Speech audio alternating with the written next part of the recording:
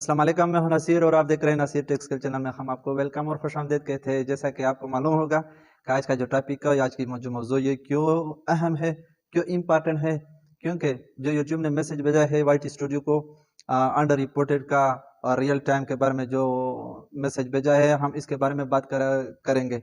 हमने इस तरह थंबनेल दिया है, डिस्क्रिप्शन भी दिया है, टाइटल दिया है, इससे आपको भी मालूम होगा। ठीक है दोस्तों, तो अगर आप नए तो हमारे चैनल को सब्सक्राइब करें, बेल घंटी को दबाएं ताकि आपको हर आने वाली वीडियो जल्दी पहुंच सके।